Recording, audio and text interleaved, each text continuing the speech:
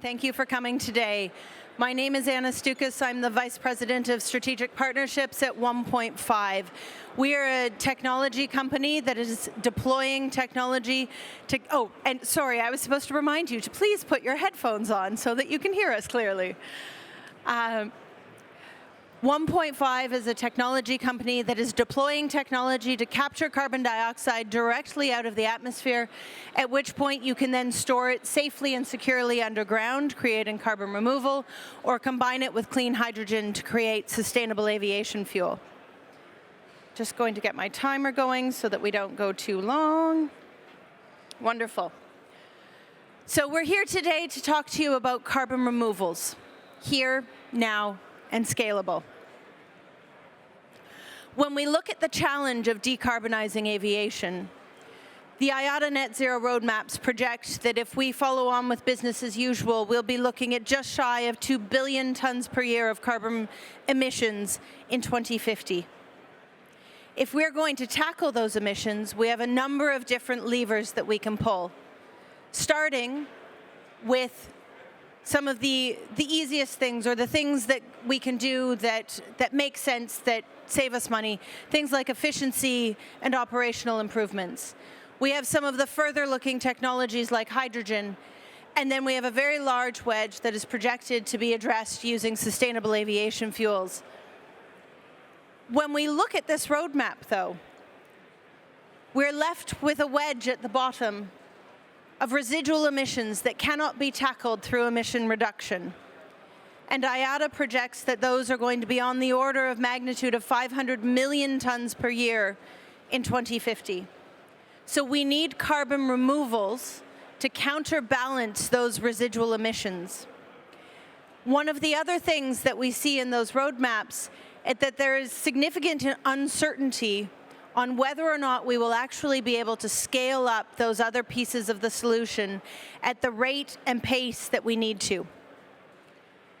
So, what we can also see as a role for carbon removals is as a way to help us to accelerate decarbonization in areas where sustainable aviation fuel is scarce, and to take up the slack of what we might otherwise expect to be addressed by those other solutions, should those other solutions fall short. But we can't get to 500 million tons of carbon removals overnight. We can't simply snap our fingers in 2049 and magically have a 500 million ton per year industry magically appear. Instead, we need to start building up that infrastructure today.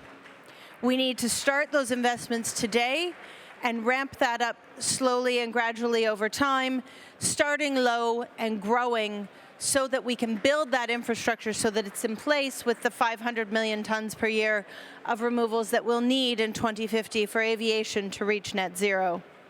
So it's really not a question of either or. It's a question of both and. We need all of the levers to reduce emissions, and we need to increase our investments in carbon removals to reach net zero.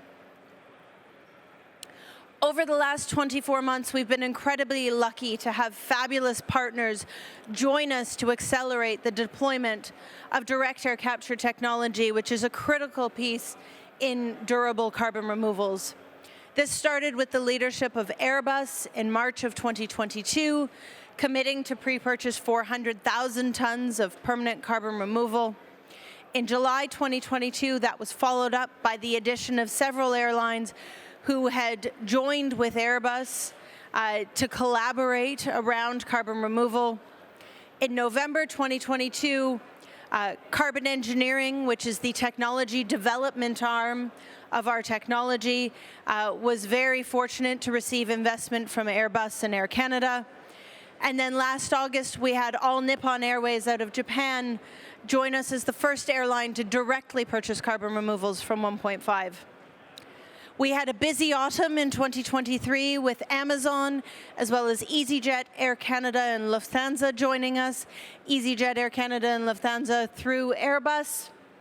And then just a few weeks ago, we were delighted to announce a partnership with Microsoft, where Microsoft has committed to purchase 500,000 tons of carbon removal, which is the largest purchase of carbon removal from direct air capture to date. So what is direct air capture, and why are we doing it? Well, direct air capture enables complementary solutions for both carbon removal and for emissions reduction through the future production of SAF. So at its core, what we are doing is we've developed a way of efficiently capturing large quantities of climate-relevant scale carbon dioxide directly out of the air using novel combinations of existing equipment and simple chemistry. From there, you can either take that carbon dioxide and store it safely and securely deep underground, allowing carbon removal with storage on geologic timescales to counterbalance the emissions that you might see from residual fuel usage. Or you can take that atmospheric carbon dioxide, you can combine it with clean hydrogen, and you can use that to produce sustainable aviation fuel through power-to-liquids or e-fuels processes.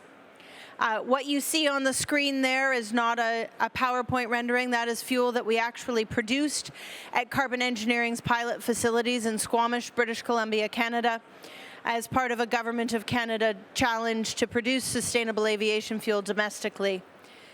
Today, though, it's far more cost-effective to focus on carbon removals, allowing us to scale up our direct air capture infrastructure so that as the cost of clean hydrogen comes down, it's also available as a future feedstock for fuels if and when we need it. And this isn't just a science project. This is something that is real, that we are actively working to deploy today. What you see behind me is an actual image of the first commercial project to deploy Carbon Engineering's direct air capture technology at scale. 1.5 is deploying this project in the west of Texas. Stratos, when fully operational, is targeted to capture approximately 500,000 tons per year of carbon directly out of the air and store that carbon safely and securely underground in saline formations. This is what a billion-dollar scale project looks like. This is not PowerPoint carbon removals. This is real steel in the ground, commercial project underway. And it gets me very excited. So why would you look at carbon dioxide removal using direct air capture technology? First of all, when you capture that carbon out of the air, you can quite literally measure exactly how much carbon is being pulled out of the air using flow meters. You can then track that molecule of carbon as it flows through our process, and again, through another flow meter, measure exactly how much carbon dioxide is being put underground. That means it's highly measurable and verifiable. It allows you to have a high-integrity solution that can quantifiably tell you exactly how much carbon you've taken out of the air. It's also highly durable. When we talk about putting carbon in the air, which is what happens when we fly our aeroplanes, as the ones that you can hear overhead are now doing, carbon dioxide that goes into the atmosphere will stay in the atmosphere for thousands of years.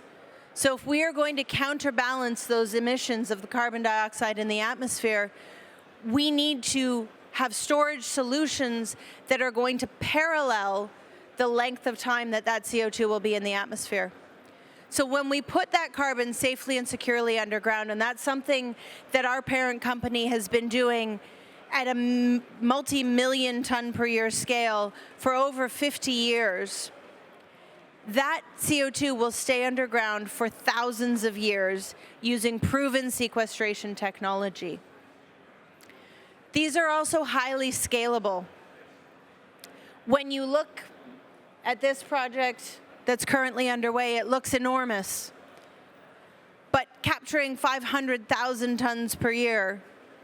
That does the work of about 20 million trees, and this is roughly the size, I've been told, of about 13 soccer pitches or 5 baseball fields, depending on which sporting analogy you prefer. So it's highly efficient when we talk about land and water use. It allows us to invest in capture solutions in places where we might not otherwise be able to invest in other solutions, such as nature-based solutions. The project that you see here is actually deployed in a tiny little place called No Trees, Texas. So it's highly scalable. You have a virtually unlimited feedstock, and you can power these plants using renewable electricity that we can build out. The other thing that you can see, sorry for flipping back and forth, just behind this site is the large bare patch of land where the solar installation is going to go that we're building out to power this facility and provide the renewable electricity to power everything. Finally, we are already seeing registries that have received approval from the International Civil Aviation Organization to issue CORSIA-eligible emission units. We already have at least one registry that is fully approved to issue CORSIA-eligible emission units by the ICAO Technical Advisory Body, and we expect to see more coming in the next few months. So these are tools that airlines can use today. They're tools that airlines can use to address their impending compliance obligations, and they form a critical part of net zero plans. So how does this fit within the rest of a portfolio? The University of Oxford has done some fabulous work putting out now 2 reports in 2020 and followed up with a revised version in 2024 of the Oxford principles for carbon removal, for net zero aligned offsetting.